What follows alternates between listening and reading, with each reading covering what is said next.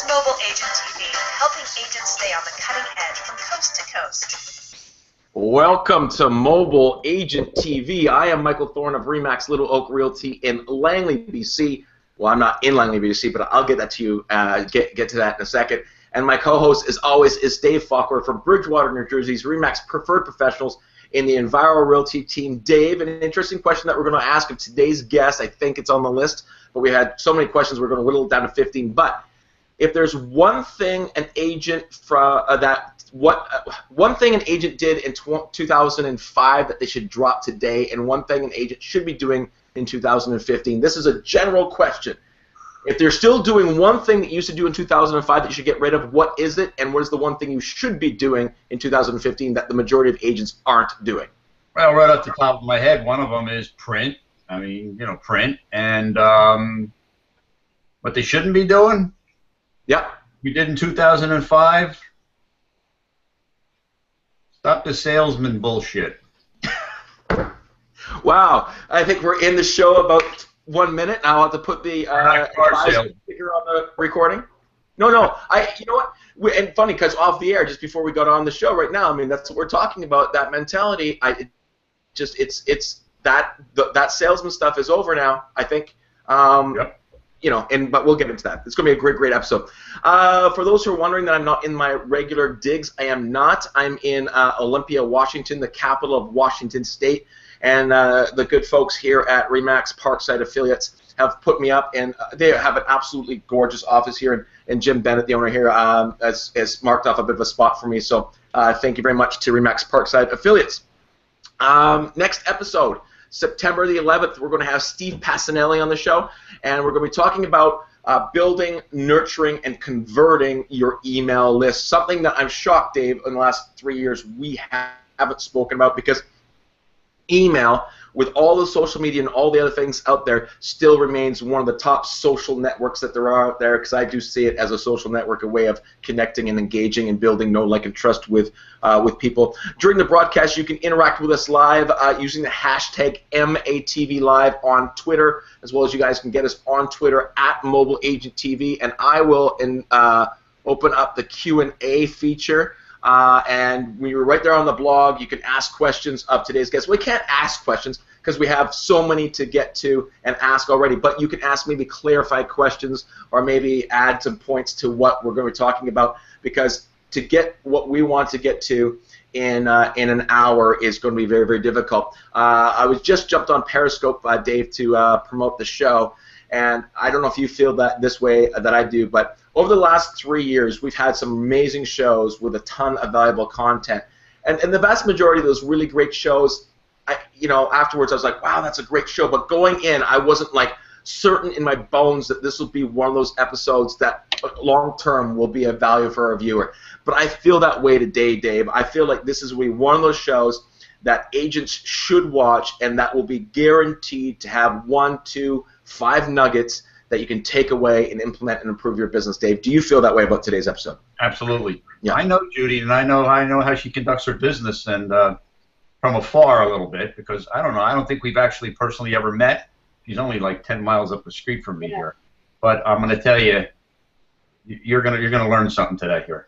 Yeah, fantastic. So today's guest, without further ado, is Judy Weiniger. You can get her on Twitter at Judy Weiniger, WEINIGER, and as always, we read out our guest's 160 Twitter bio. It reads, regular person, happens to love real estate, business, creating stuff that matters, connecting and masterminding with open and enlightened people in real life and on social media.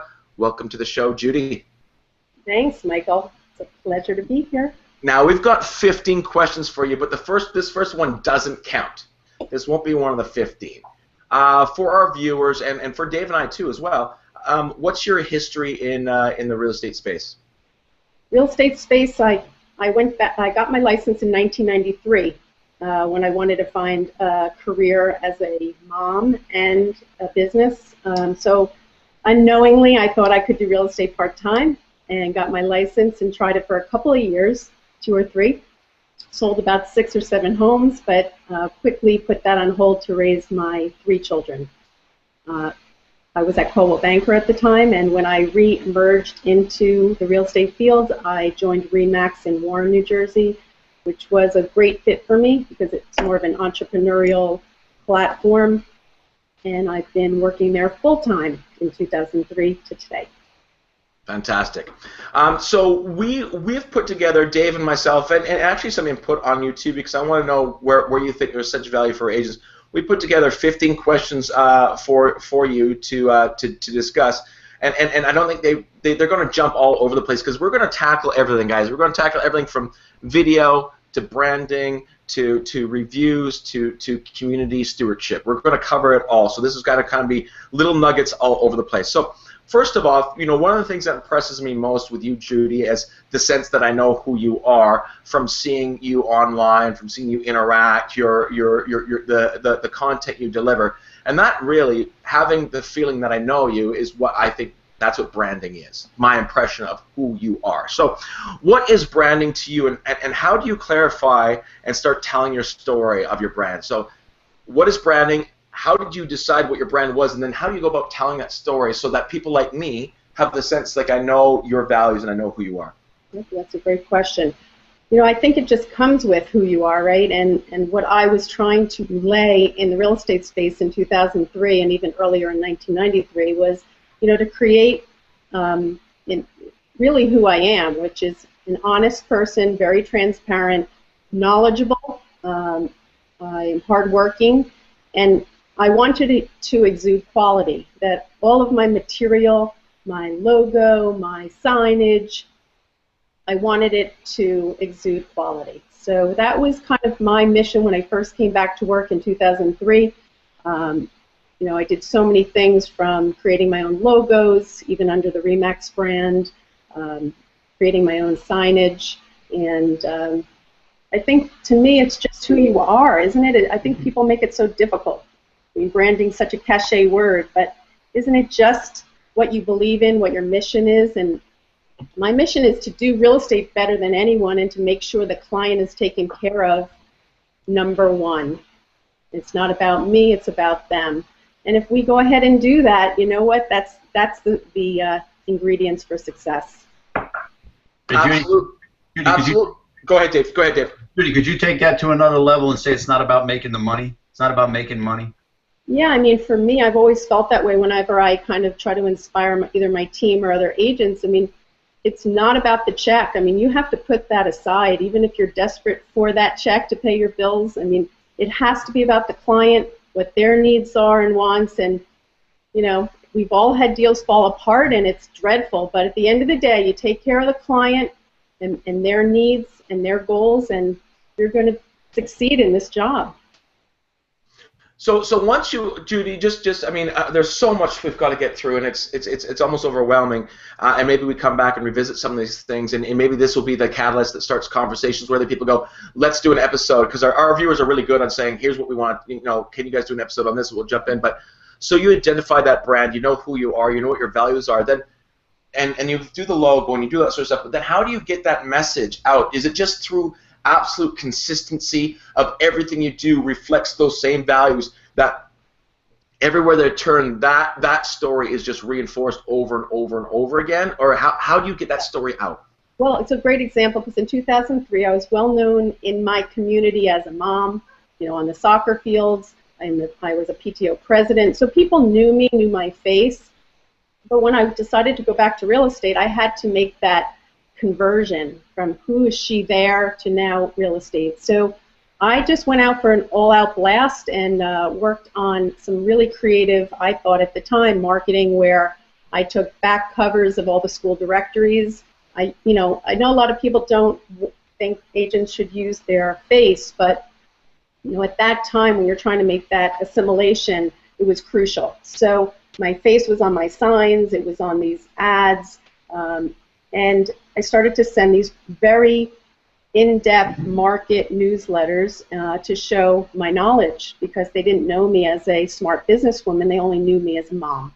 So I jumped out and I really made a very quick statement about my brand just doing that.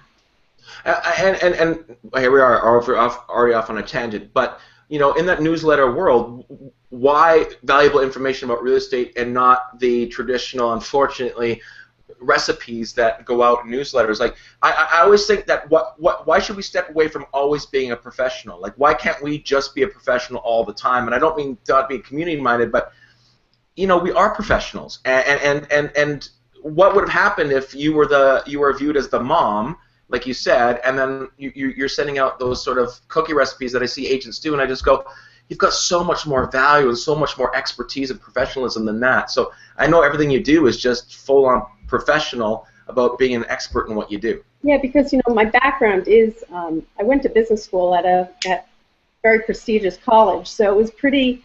I have the background, so I know it's all in here and what I have behind me. But to put it forward and to show my community that I'm quite knowledgeable about market data and marketing and all of those things. It was important to show that, for not only for myself but for my brand. Perfect. All right, on to Dave. I emailed you the questions. You have them? No, I don't. But actually, that's okay. I got questions in my head. I don't have. You just emailed them to me just now. I got them. Yeah. Okay. I would be curious, Judy, as to what books you read, or people, who do you use for inspiration? Books. Is there one place you go to, or is it just kind of give us a little insight? Well, I'm getting a little more spiritual as I'm getting older, but I think what kind of jump-started me was definitely Gary Vaynerchuk books.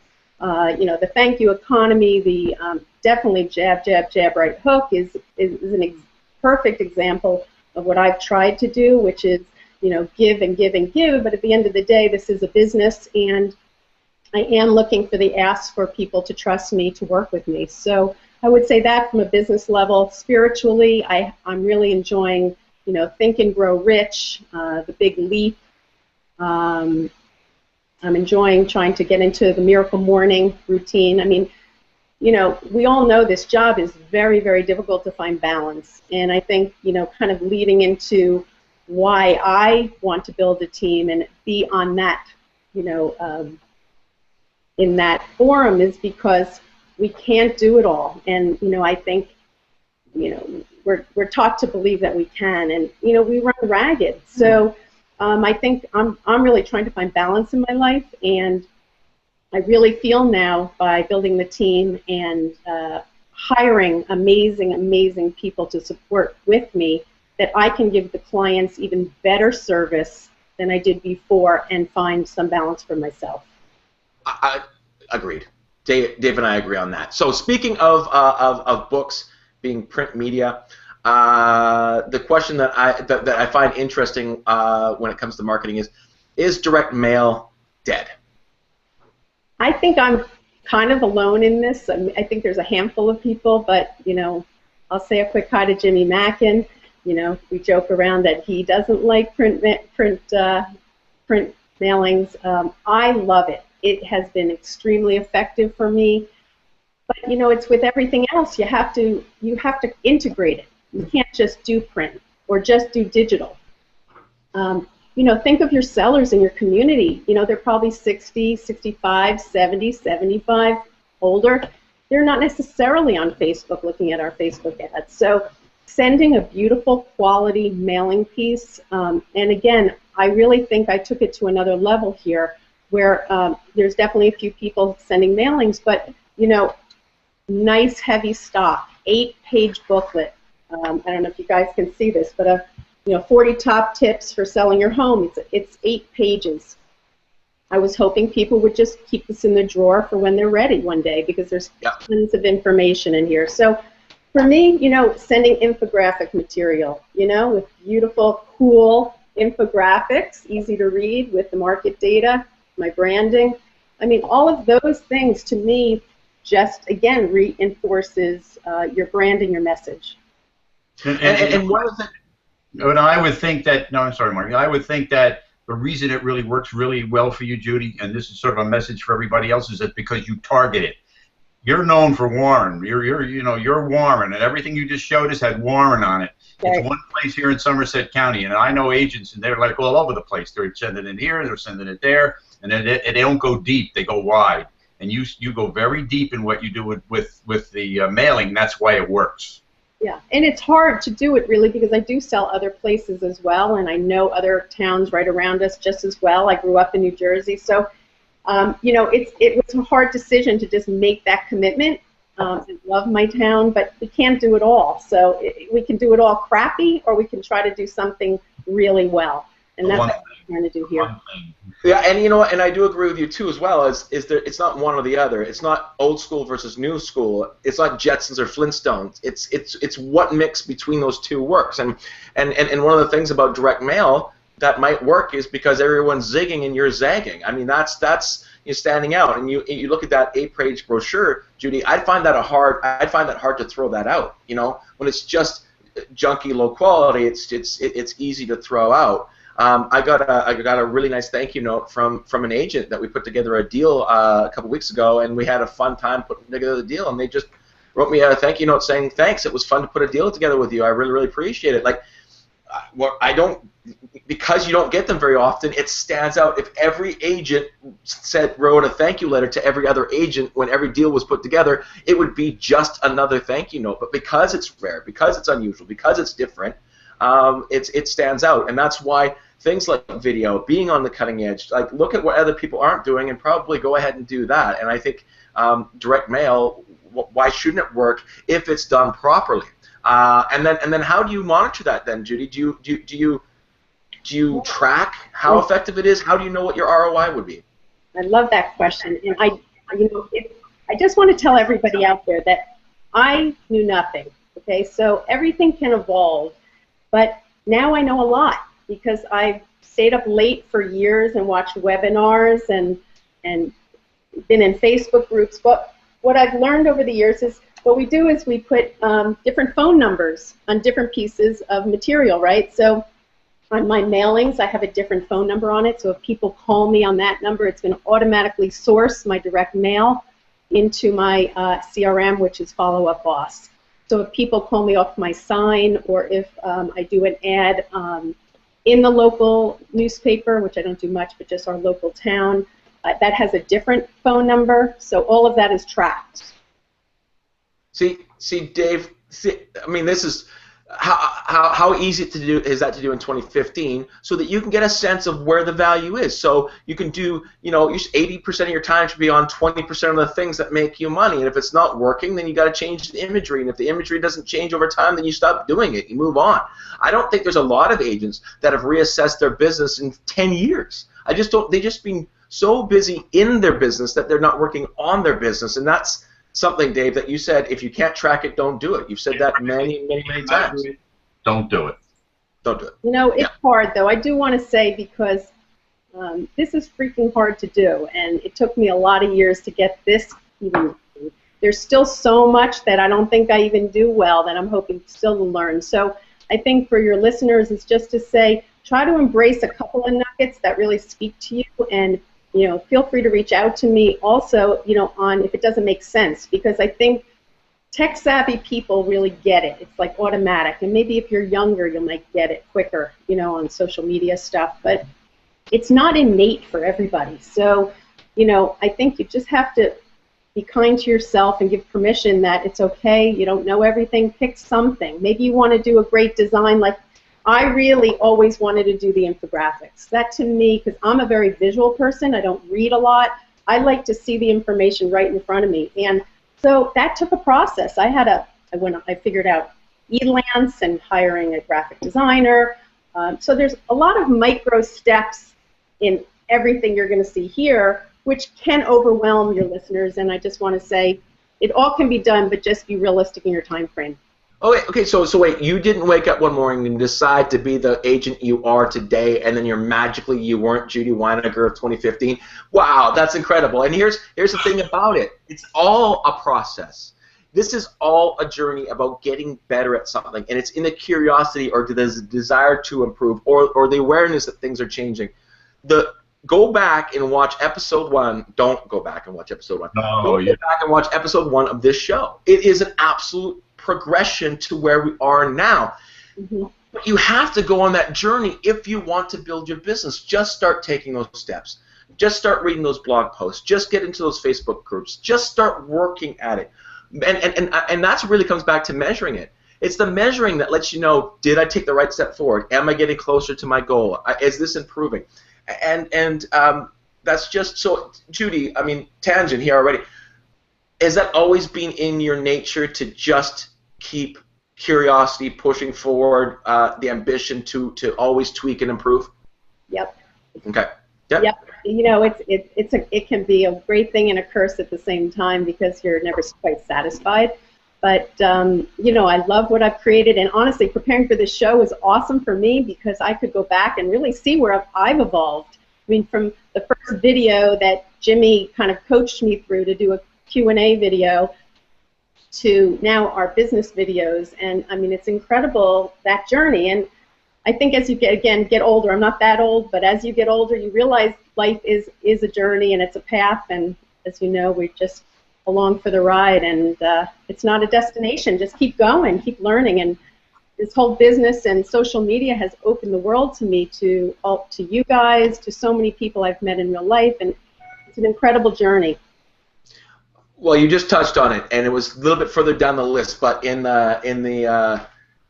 have good segues, let's go right there. Let's go video, because I know out of all the topics we might talk about today, there's quite a bit of passion, curiosity, interest in leveraging video, and you understand the power of that. So jump right in. The value of video, why you've chosen your certain video strategy. Okay, very beginning was no one's doing it here, frankly. I mean, I had an opportunity to be the first, and when you're the first, you get a lot of legs ahead of everybody. So, you know, for me to showcase my town, that was one of the first things I did. I hired a videographer, and it was my first step. It was kind of a smantering of photos around, and so we did our town video, and then I also did some Q&A videos where people could just kind of get to know me, kind of like what you do, Michael, with all your videos and your email and text. I mean, when people see someone on video, you instantly get a sense of their vibe, right? And I was hoping that people could see that I am real. You know, I'm not an actor or really a bullshit artist. I'm really pretty direct, and you know, I like helping people, and I was hoping that came across in my videos. And it certainly does, and just the sense of feeling like this back and forth, feel like we know each other, and all that other things that go with it. What is it, do you think, that's keeping agents, and we've asked this question because, Dave, this is the #1 topic, 3 years video. It's the #1 topic. I think we're finally at some sort of tipping point in this industry. There's no doubt about it. What is it that keeps the agents from implementing what I could only describe as the best ROI we've ever done in our business? What keeps agents from jumping into it? And Judy is part of that, because we're in the same market. Mm-hmm. Are you surprised? And wrap this all together. Are you surprised at the number of agents in our market that just like don't do all these things we talk about? I guess it's very interesting, and that's why I go to a lot of conferences around the country, because I think you have to be around like-minded people who want to embrace this. It's really energizing, and it feeds more creativity and ideas and the sharing. I mean, half of the things I'm going to give you today, I probably stole from somebody else. Maybe some knowing and some not knowing. You know, we take all this stuff in through, maybe it's osmosis, but, you know, and I don't even know half the stuff where I got this stuff from. But, you know, we're all out sharing, and Dave, there's so many people who aren't interested, and that's fine. Everyone has a different goal in their life. For me, I just like doing things really well. And I'd rather kind of do it well or go home. So for me, it's only one choice. And so on that note, is that what it is? It's the complacency, it's the fear of not knowing how to go forward, it's the prove to me that this will help my business mentality. What keeps agents and in video from pushing forward? Because your video strategy is very unique. There's no excuse for your business videos for anyone not to push forward, because that's not on them. And we'll talk about that a little bit more when we're talking about community. But what keeps people from leveraging video? Well, I think most people do hate being on video. I'm one of them too. I don't really enjoy it. We don't like looking at ourselves, but it is the real you. But I think that people don't know. I mean, you know, again, people who were my mentors, you would be surprised the very micro questions I had to ask to just get to my first step, which was, hey, should I use my iPhone? Do I need a tripod? You know, I better use a microphone because, frankly, sound really matters. And, you know, people just don't know, and I had to break it down so micro in order to make that step to action. So everything I do, and again, it's a curse because it takes me a while and it's a stressful period. Everything is a process, and you have to embrace it. So, you know, just learning how to use, you know, doing the takes, and then who's going to edit it? Are you going to do it? Are you going to hire out? Who's going to do it? Are you going to have a intro and an outro, or, you know, a bumper on each side with your branding? Yes, you know, it's so many questions, and I think bottom line, the regular agent just throws up their hands and says, you know what, this isn't for me. So I think what I want to say is, you know, it doesn't have to be perfect, but I do think we have to do better at explaining the detail of it, and not just saying go do video or go do business videos, but how? How do you do it? What are the steps? Yeah, and you know, and to a little shameless self-promotion, that's one of the things that when Jesse and I started doing the video boot camp that we're so excited about, where we were given an opportunity to do 2 full days of here's how you implement video, because quite often in these conferences, which I think are super valuable, you know, how deep can someone really go in an hour about here's how to leverage online advertising, or here's how to do this? An hour really isn't education, and so then we have to source out all these other things, and sometimes that becomes more difficult because things remain surface, and Dave says before about going deep and giving people these tools, and the answers are out there. It's just, are you curious enough to go find them? Now, we did an episode, I think, with Ethan Butte of BombBomb and with Valerie Garcia, and we talked about reviews. But and you can go back and watch it because I think it has some value. But, Judy, what's your advice on why and how agents should be leveraging reviews? I mean, most people can have a free Zillow profile, I think, built today. So, you know, I get so much business from my Zillow profile. You know, if you like Zillow or not, bottom line is it brings in business for me. So taking the time to ask very happy clients, you know, just a quick review post. People are looking at this stuff, and they are calling you to hire you based on it. So I think you're missing a great opportunity if you don't choose to look at it. Well, the stats are very, very clear. Yes. If Judy Weiniger says, I'm a great agent, that's like 14% of people will trust that statement, where I think it's upwards of 85 to 90% of people will trust a stranger's assessment of if they should use Judy or not. I mean, that's an amazing thing. But here's one of the things that we brought up on that last episode, or that episode, David, when we talked about it. Judy isn't afraid of reviews because Judy is a great agent and her clients are happy.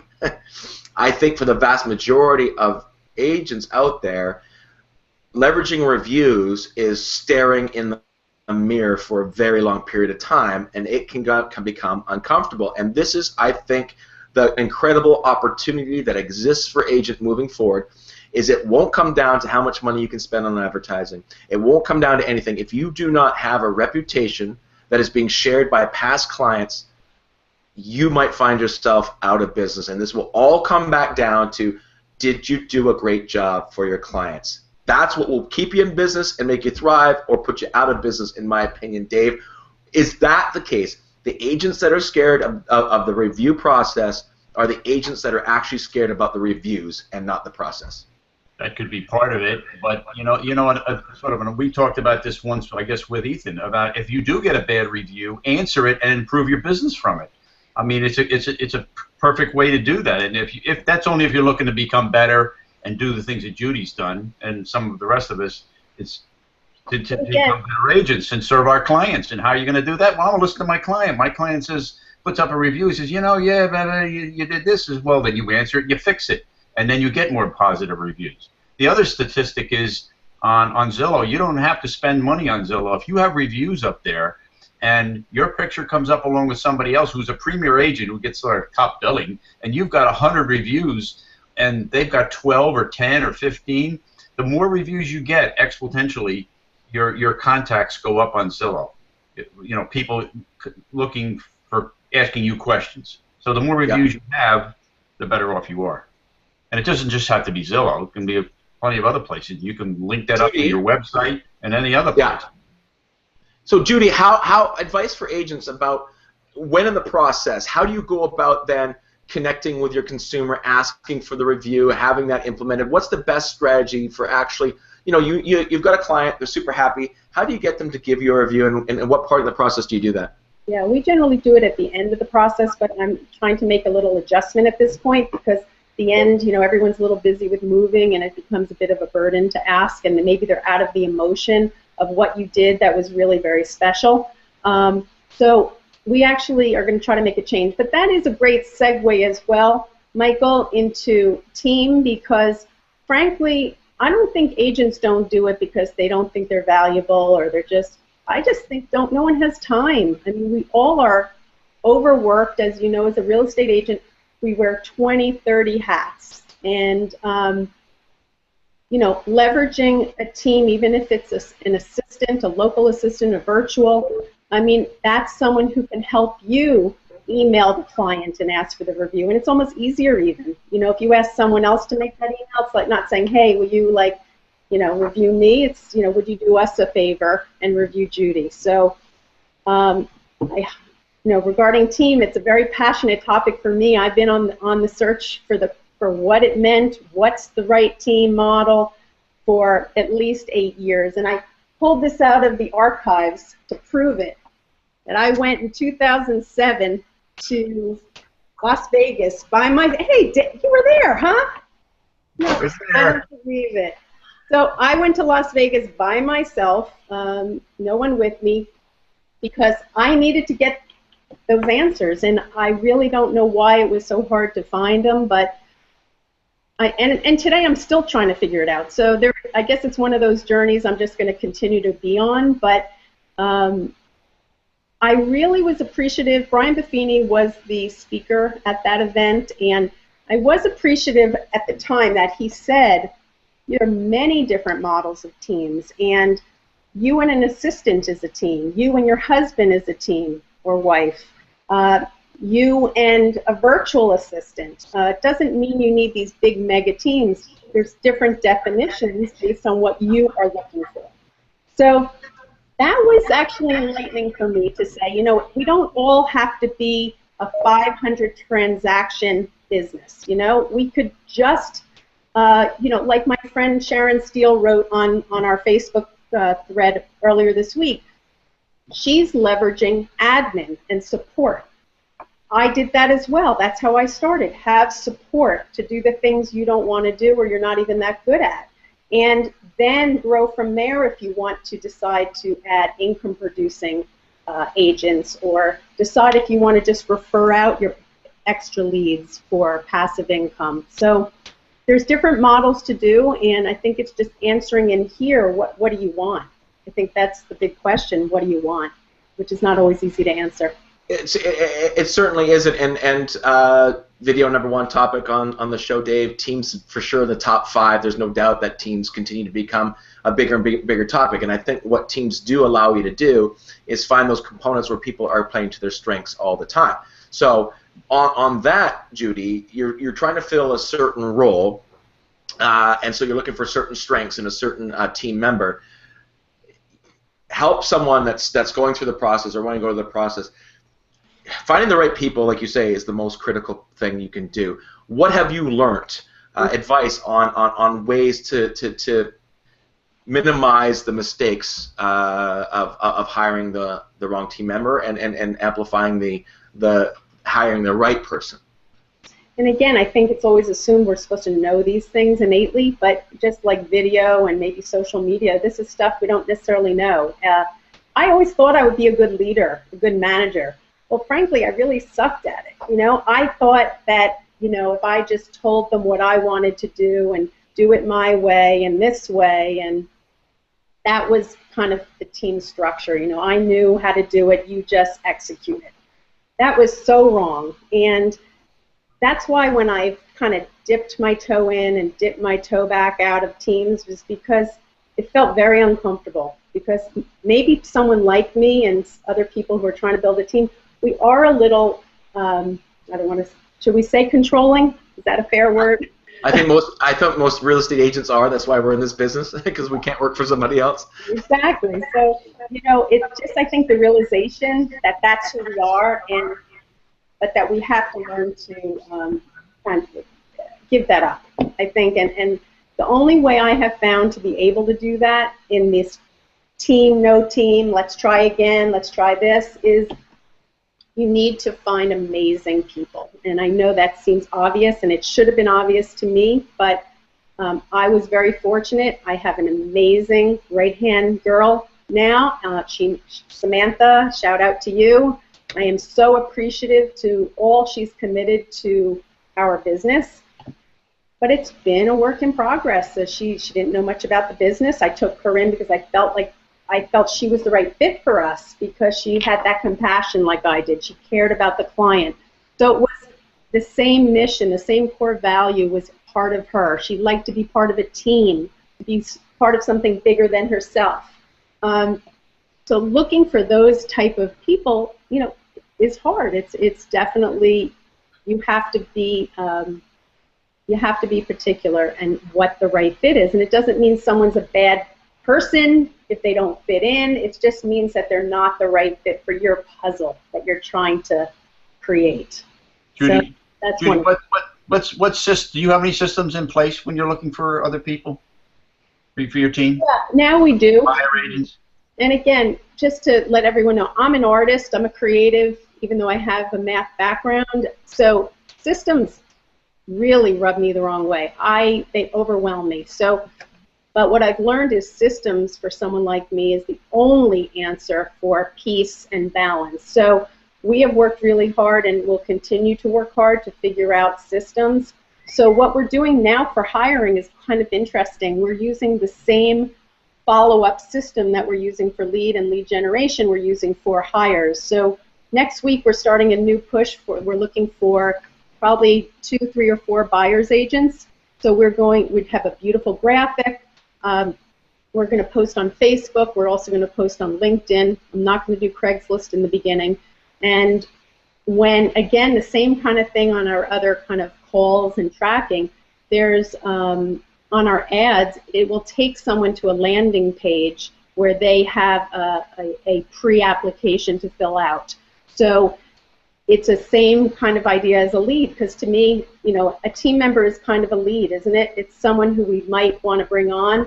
So we're handling it that way, and it's pretty cool. You know, the way we have, you know, the drip email that will go to them after they fill out their DISC profile. And for those that don't know what that is, you know, it's important to have anyone you're looking to hire to understand what their strengths are and what their natural personalities are. So, you know, as people who've done this a long time know that there's certain personality traits are probably better for certain types of jobs in our real estate space. So if you're looking for, you know, an analytical, you know, you surely don't want to have someone like me doing the systems, right? Or me. But the first person that should take the DISC assessment is probably yourself. You start with you. Good point. But Judy, just before we move on to the next topic, what's the canary in the coal mine knowing it's time to add pieces? What is that trigger that has happened every single time you add a piece where like it's time? Oh boy.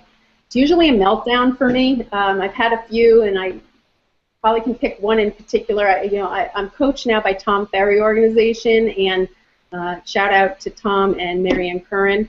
But I remember going to a Blueprint event thanks to Kirk Simmons, who recommended it, and I just went on stage to talk to Tom afterwards, and I just had a meltdown. I said, I have no time. There's no time to even think to make a change or to hire, but I can't breathe. And how am I going to get a hire to take this work off my plate? So I guess that's a good sign right there that I have too much work and I need to leverage empowering someone else to do it. Your website is gorgeous. I think it's judyweiniger.com. Is that or is it Team Weiniger? It's actually weinigerhomes.com. Weinigerhomes.com. It's gorgeous. You're a curator client. You're a curator person. We've had Jimmy and Chris on the show, and they use you as an example quite often. And getting ready for the show, you know, I've been to your website many times, but I went there with a different eye to sort of look at it and go through it. And all the team bios are there, and it's really clean. Simplicity is very hard to achieve, I think, for a lot of people. That being said, not only is your website gorgeous, but what is the part of the website where, you know, there's something you need the About Me page, you need the contact information page, you need these things. But what is that piece of your website that brings the team, your business, the most value? There's so much there, as you said, just the branding that it fits to my brand. It's just gorgeous, as you said, and you know, Jimmy and Chris and Andrew have put so much into this platform. Obviously, one key part is when we leverage our Facebook ads through using our blog posts or even our listings. When we link back to our site, it automatically creates a landing page on anything we want to create a landing page for. So I created a blog post about, Warren homes over $1 million. Do you want to see the most expensive homes in Warren?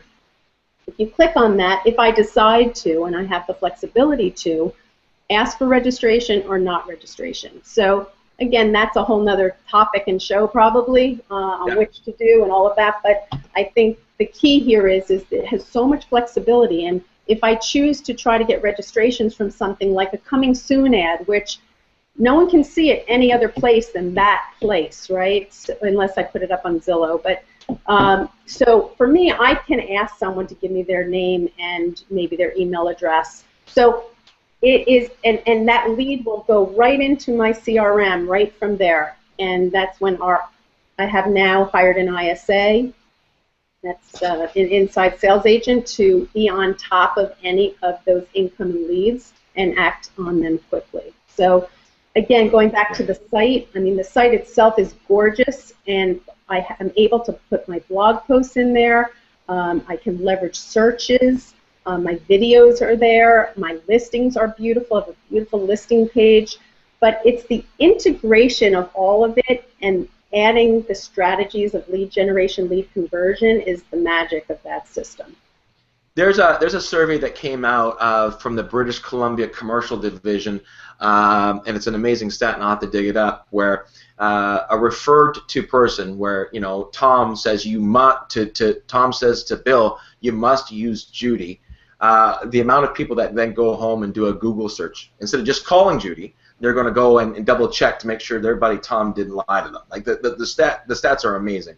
So the issue is, if that's happening, even in a repeat and referral designed business, if the result is a Google search, they're doing that for a reason. There's something eternal. We want to make sure that it's the right person. And so the real question, I know that Valerie asks it quite often too as well, is what are they going to find when they get there? And so if I Google Judy's name and I end up, when you put in Judy Weiniger, your website comes up #1 before a Twitter feed, before any other feed, comes up #1. That would make me feel secure. Not only did my friend Tom recommend me to Judy, but when I went to her website, it was professional. It was better than anything else I saw. I'm going to use her. So the question is, what happens when someone Googles your name? And I mean, the Remax templated website, I guess it's free, but free doesn't always mean that that's the way you should go in a world where people are checking out who you are. So the importance, Judy, of just having a place that reflects your brand, it seems to me, is a key to your business to reinforce that you are the right person that they should be hiring. I think the old websites, and I haven't honestly been on the Remax site, so I'm not using that as the example if it's good or bad, but to me, it's almost like a print ad to me. Print ad is just passé. So if you don't have a mobile optimized website, if you aren't able to create leads from Facebook ads like I'm doing, all of this is evolving.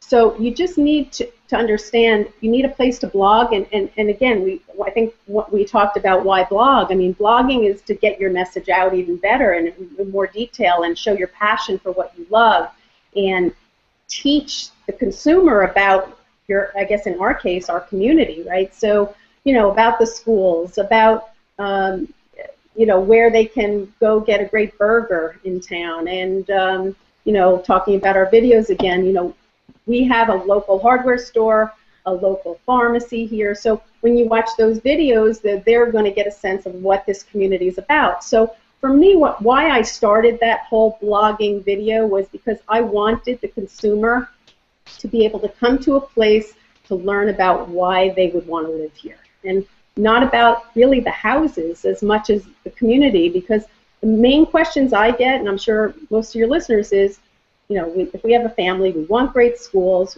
you know, how far is it to from where I work, how convenient is it, you know, what's the community like, you know, is it a nice place to live, is it friendly? So all of these videos, I hope, give a vibe to who's ever watching, you know, what would it be like to live here? I found your site to be, when I looked at it the first time, it was really interesting, because the first thing that comes up is a guy cooking a hamburger and another guy tossing a pizza, and it's like, this is really cool. Actually, just the other day, to give a little plug to Curator, Chris Smith did a Periscope about the 5 or 6 things that you should have in your website today, which mirrors what she just talked about. So, you know, if you're looking to find out just what needs to go into some of the basic components, either become a client of Curator or go look at his Periscope, and he'll give you a little thing, and then try to go build it yourself. I imagine it would be a little difficult. But it's almost this 180 role reversal, what Judy just said. You know, people used to sit down with me in the real estate office 15 years ago and say, hey, Michael, now that I'm sitting down face to face with you, tell me about the communities, tell me about the schools, tell me about these other things. But it's 180 in 2015. They're going to go online and learn about the schools and learn about the community, learn about that. Then they will come and talk to myself or talk to Judy or talk to you, Dave. It's a complete opposite of the way it was before. And if you're not providing the information before the first time you meet, the chances are you may never meet that person. They're not going to come to you anymore. You have to provide that information, build know, like, and trust, build your place in your community as someone that knows what they're talking about, and then then you get an opportunity to sit down with them. It's completely, in my opinion, a 180, and perhaps, Judy, the difference between people used to call you up and ask you those questions in 2004, and now they expect to know those things before they call you. It's just, it's a different, and I think that's where a lot of agents are struggling, is the culture shift that we've lived through the last 5-6 years is an absolute, I think we're underestimating the culture shift. Mm-hmm. Things have fundamentally changed.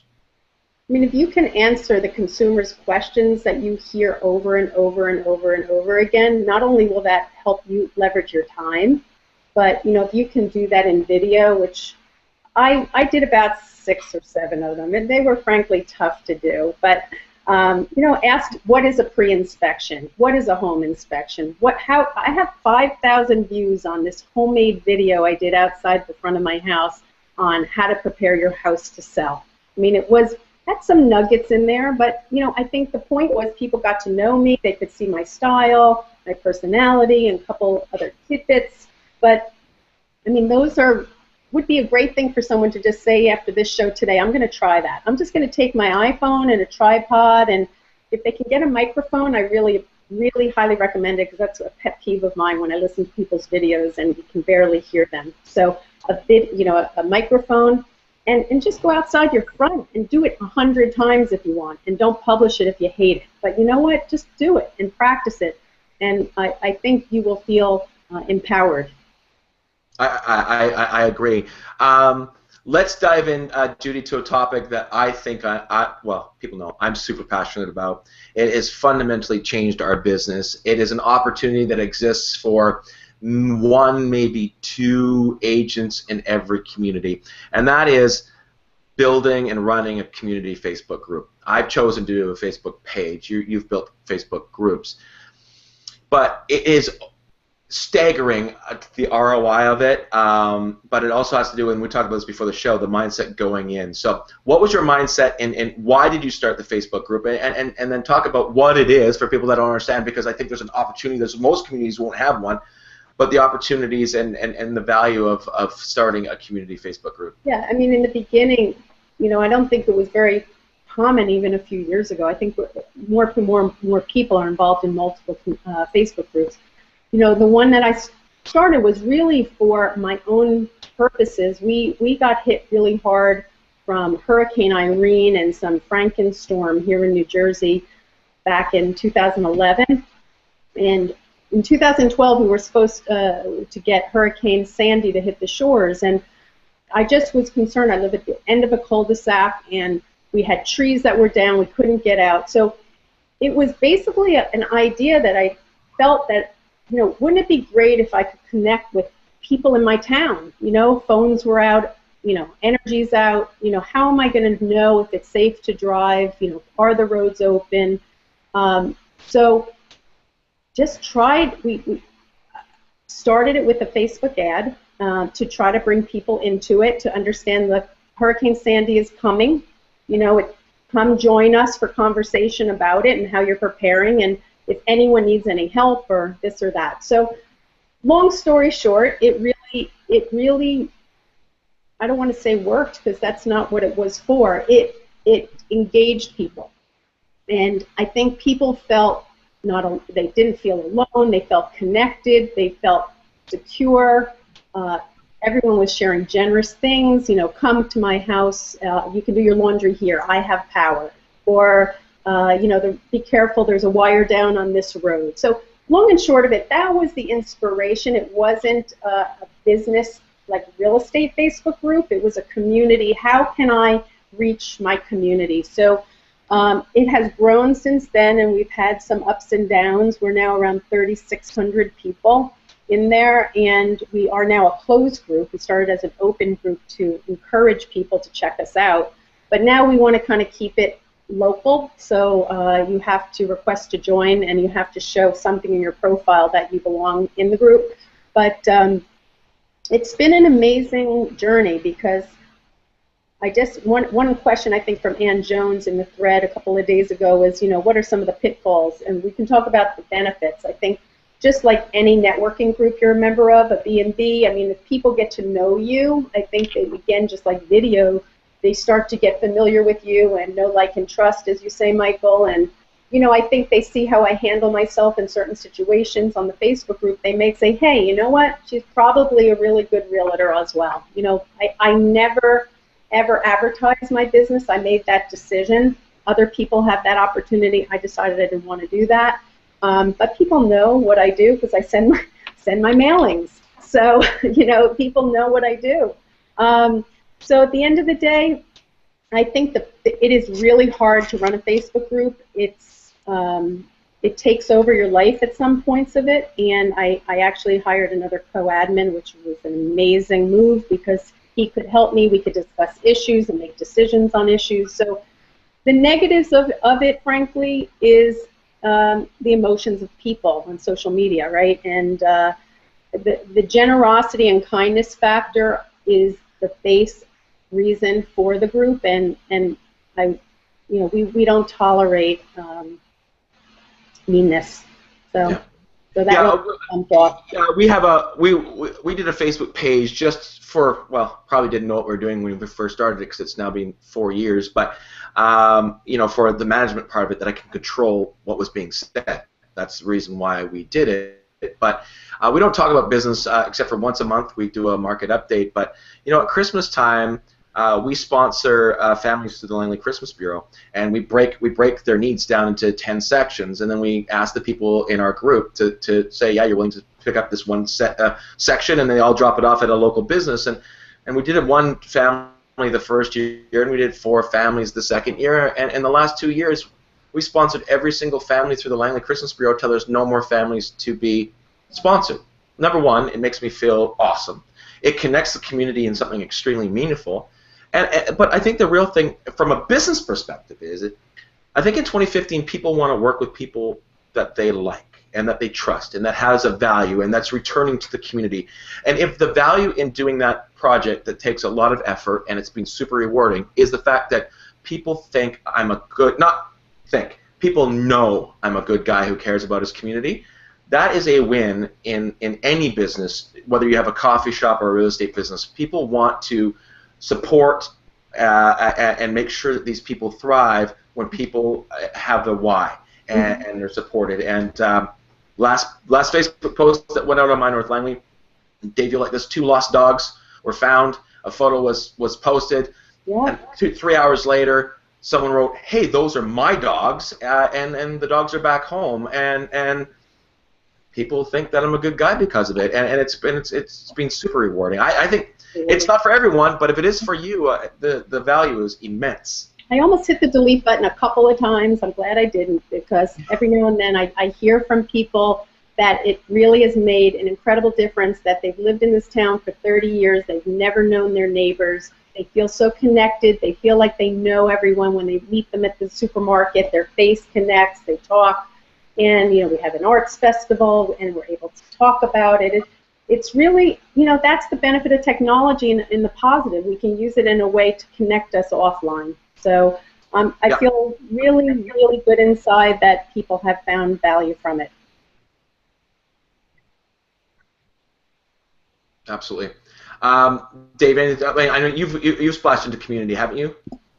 Well, I actually have a couple of community pages that have kind of, and to be honest, I haven't really used them as much as I would like to, but I have, I see them grow almost on their own. I mean, all you have to do is kind of get it started, and then one person and the next and the next, and I just recently did a run right here in our community. I just did this 2 weeks ago, Somerset Run community page, and I only have people that live here coming in, and I'm starting to see just engagement, and I'm getting a little more active in putting up video and just little things going on.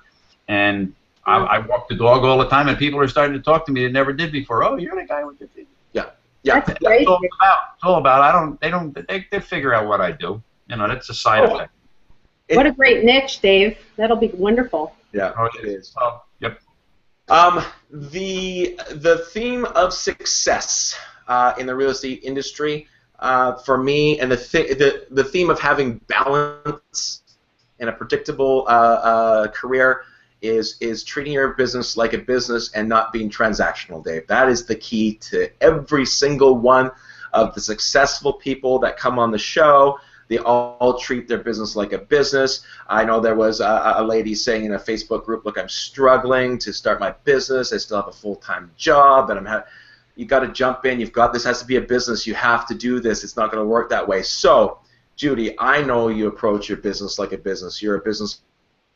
3 keys of being an agent with a business and not being a transactional agent. Well, it's kind of repeating a few of the things that I said, just that your customer has to be, their interest has to be paramount. Look for the long-term wins, not the short-term wins. Just to talk about as we're kind of coming to a close, kind of a way to summarize. I had emailed a client that just closed last week about, did she find value from us as a team? And I would like to just briefly read this to you. "We love everything about your team, but if I had to pick one, it would be service. John and I love the fact that you stuck with us so long without ever pressuring us to settle. We also love the fact that whenever we walk through a house with you, you are looking at it from a buying standpoint and not just selling, and quickly point out issues that we may not have even seen. Aside from service, we love that you and your team are technology savvy and use tools like DocuSign, and we can quickly reach you. We love that you're using WhatsApp to keep us all abreast of the situation in the deal. We also see value in the team approach versus single agent, because we know we can count on your team to be there for us in the rare instances when you are unavailable. This has allowed us to get to see places quickly and be able to lean on your expertise." Goes on to say, but that was to me, such a joy email to read last night when I asked her about it, because I wanted to share with you, I was curious, how did the consumer feel about our service? So the answer to your question about leveraging for the long haul and not be transactional, it's hard when you need to pay your bills and God, this deal's about to fall apart. But if it's in the best interest of your client for the deal to fall apart, the deal has to fall apart. And in the end of the day, you're going to get paid quadruple fold down the line from someone like that who kind of gives me the chills, I have to say, because Yeah. I feel like, that's why I do it. And, to feel that someone actually found value from what we do and could see the value, I mean, there's nothing could be better.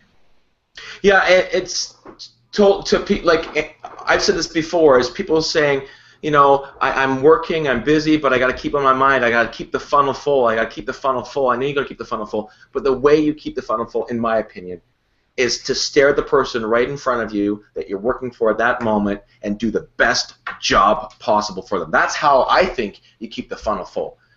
Having 50% of your energy on the person that's in front of you and half your energy worrying about the funnel means you could have done twice of an amazing job for that one buyer, the one seller that would then send everyone they've ever met in this super hyperly social world that we're living in that will rave about you, so that when you say, can you please give me a review, they're more than happy to do that. And this ties right into the next question, where we want to go, and I know we're already over time and we've got 2 more questions that are really important, but customer experience. How do you consciously, in a world where you say you're not a systems person and you're more of a gut feel creative person? I think, Judy, you and I are sort of cut from the same cloth, but my business partner happens to be systems is why we have a great business. What are those sort of keys that make sure that it's a repeatable experience, that at the end of the day you have provided a great customer experience? Again, it's still evolving, but it's having tasks that are executable by hopefully your staff. We just implemented, like I mentioned before, a WhatsApp. You guys know probably that one. There's GroupMe, WhatsApp. We're using WhatsApp with our clients now, so they can talk and my team can hear everything the client is saying all together. If they need something, I can say, hey, Kathy, can you check this now? And if I'm not available, they feel that they're being tended to, even if it's not me. So that's a cool technology that we've implemented.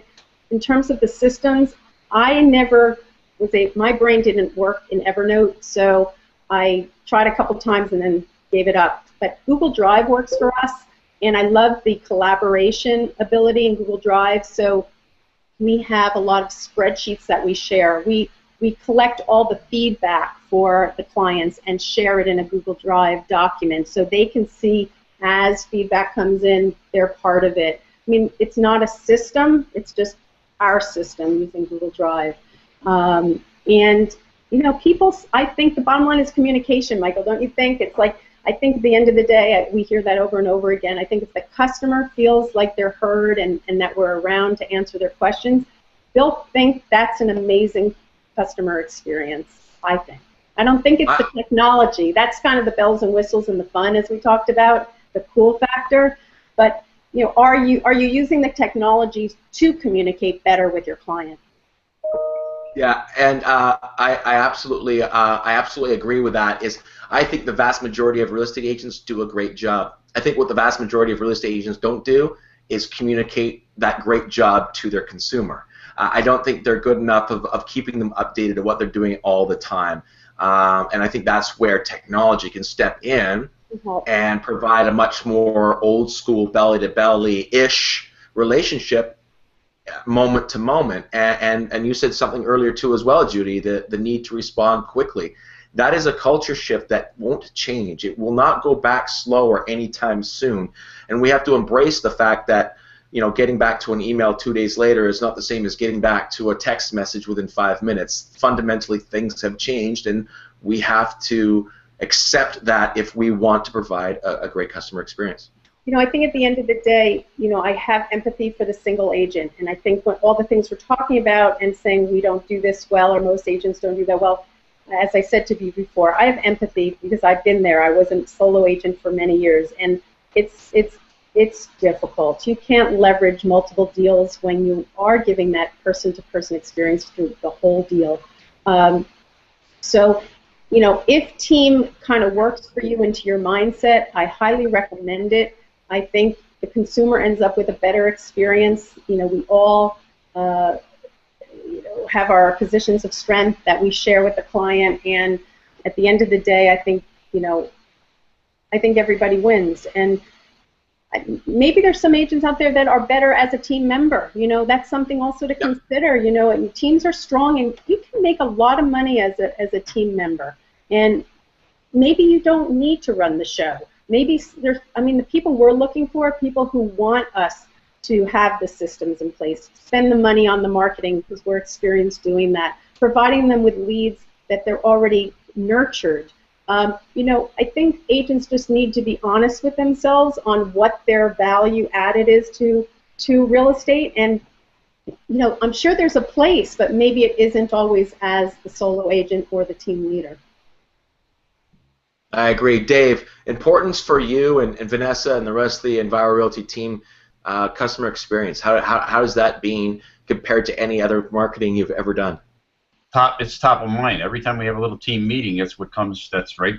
It's the first subject always. How, you know, what did our clients experience this week? What problems have you had with it? How can we make that client happier?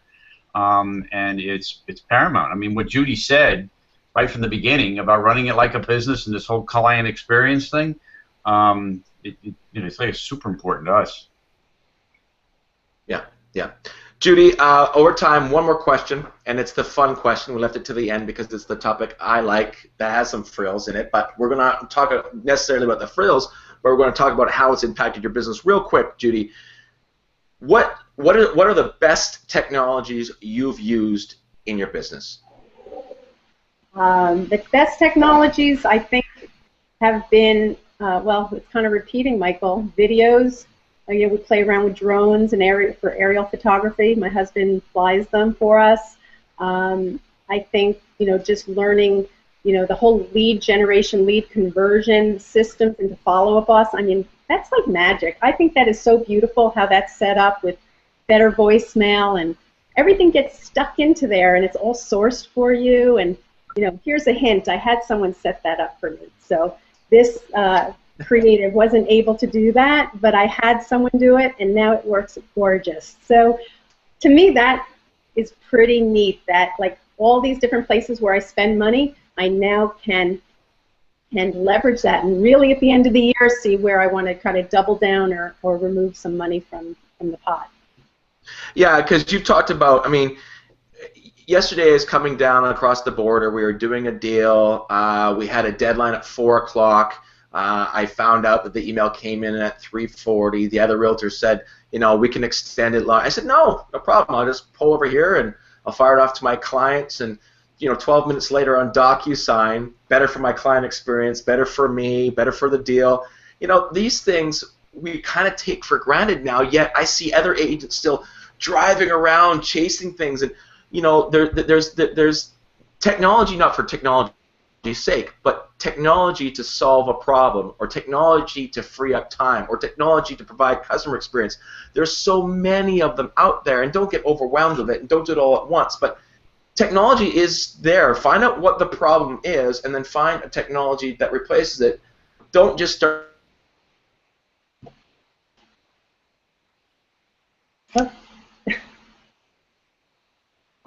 Provide better customer experience than we ever has as a team, and that has to do with leveraging technologies the proper way. And like you put them on, let's talk about some of the ones you talked about. Let's just name them: video, lead generation systems like Follow Up Boss, social media, Facebook for recruiting and all that sort of stuff, Google Drive, WhatsApp, DocuSign. You know, there's so many amazing technologies that can be utilized in the real estate space that will just improve your business. Those win-win-win-win-wins. Dave, your business. Imagine your business without DocuSign or whatever electronic signature program you use. It's almost unimaginable now. Well, it is. We use Dotloop, and we're doing a transaction right now with a guy who. His client is down the shore, and so, well, give me your email address. I'll send it to her. I'll let you look at it first, then you can just get her on the phone and tell her it's okay to sign it.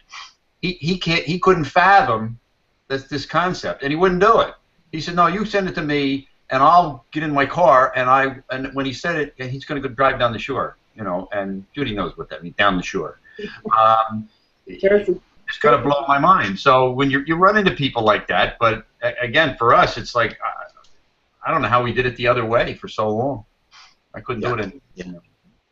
I think if anyone's listening on this cast, they should make sure they have an e-sign program after listening to this show. That's an easy one thing to implement, because that will save so much time. Yeah, and here's the thing too as well is let's talk about customer experience just real quick, and it's something I've reiterated on the show again and when I'm out speaking is do not mistaken not being there face-to-face as bad customer service or good customer service. Try to be face-to-face when you can. But I know this, when it's 11:25 in the evening and you need an initial on a document, your client doesn't want to see you. That's not good customer service at 11:25 at night. Do not mistaken technology and not being there in person as not providing your customer a good experience. Do not confuse those two things, especially in a 2015 world. Judy, we could do another hour, I know for certain, and perhaps we will have to do that at some time now. Judy, will you be at New Jersey's Tech Rally in October? I will be there. Are you coming, Michael? I will see you there, Judy. Hey, excellent. I will see you there. I'm looking forward to that. Judy, thank you so much for giving us an hour and now 11 minutes of your time. Fascinating insights. You're so genuine and so open to share, and there's a lot of good examples of agents out there that you should be following. Judy, I honestly believe you're one of those people that people should take a look at, sort of through osmosis, through Twitter, through Facebook, through your website. Look at what you're doing. Start to get those ideas. And I do know this, Judy. If an agent reached out to you and said, hey, how are you doing this? Why are you doing it? You'd be more than happy to share. And I know that because your branding reflects that personality. Judy, how do people get a hold of you? How do people hunt you down, connect with you? How do people send you referrals in Warren, in New Jersey? Perfect. Just email me at judy@weinigerhomes.com or find me on Twitter. I'm on Facebook as well, so try me there at Judy Weiniger. I think it's Judy Lehman Weiniger on there, but I also might be able to start a little group for anyone who wants to follow up after the show. If anyone has questions, I kind of did take off on after the final rose. I am a bachelor and bachelorette watcher. There's something called After the Final Real Estate Question. So there's a new Facebook group just started. So if you guys can share that link, it's just, I think I have it on our information, and if anyone wants to come join, and we can just continue the conversation there. Wow, that's awesome. I appreciate that. We will definitely share that all out. Dave, a takeaway for the show? Well, Judy, you said it, Michael. She's a blueprint. And we said it all here on the show. The first thing she said was, "I was a school teacher," or no, you were in some other business, and you were a mom, and you were looking for a business. So you recognize right off that this is a business, not transactional. You talked about failing. It's okay to fail. You failed, and that's how you make progress, is by failing. And then you do these kinds of things. It's a slow process. You're not going to go be successful in this business overnight. The overnight successes fail very quickly. The faster they succeed, the faster they fail. So Judy's a blueprint. Everything Michael said, just reach out to Judy, look at the way she's doing things. You can have a successful business over time if you just follow this example of this woman right here. I'll always give you the straight truth. So if anyone wants to know, I don't like always thinking that it has to be this way or it has to be that way. I'm not chasing the 500 transaction dream. So there's a model that will fit you. So if you guys want to talk about it, I'll always tell you what I think. Judy, can't thank that enough. Once again, impressed by the people that we have the opportunity to be surrounded by. Dave, it's been phenomenal the last 3.5 years to have a front row seat to have these sort of conversations with amazing people in our business. Next week's show, Friday, September the 11th, our guest is Steve Passanelli. Now, Steve has been on the show before, but in a live, very short back and forth at last year's RE/MAX R4 in Las Vegas. But we're going to sit down and really dive in with Steve, who built an amazing client mailing list with Chris Smith on Tech Savvy Agent, and the value of having that. They built it before, and now he's building. He's there at BombBomb, building up that client base, and then nurturing that client base, and then leveraging those email lists. So I know it'll be a fascinating conversation with a super genuine, engaging guy, Steve Passanelli, awesome guy. Mr. Passanelli, sorry, I'm supposed to call him. So that's going to be good. If you have any referrals heading out to the East Coast of the United States, get a hold of Dave. He'll put you in the hands of the right RE/MAX agent, for example, Judy Weiniger. And if you have any referrals coming out to the West Coast of Canada, get a hold of me, and I'll put you in the hands of the right RE/MAX agent. And I do want to give a special thank you to RE/MAX Parkside affiliates here in Olympia, Washington. Gorgeous community, amazing office, and want to thank Jim Bennett for having me, hosting me today. It was awesome. And as Melanie Gallia, who I know is watching, wants us to end every show, please tell 5 other agents about Mobile Agent TV. Our audience grows every week. It would afford us the opportunity to reach out to amazing people like Judy Weiniger, who will give us an hour and 16 minutes, officially the longest show we've ever done outside of our live 15 people show. An hour and 16 minutes of your time, Judy. Appreciate it. It was awesome. So thank you, everyone, for watching. Thank you, Judy. Fantastic. Thank you, so Judy. Inspirational. So sharing. You're amazing, Judy. Thank you so much. You guys, thank you. Thank you to you. Oh, both, thanks. Steve and Michael. Thank you. And then, Dave, thank you for once again being an amazing co-host and going on this journey with me. And we'll see everybody next week.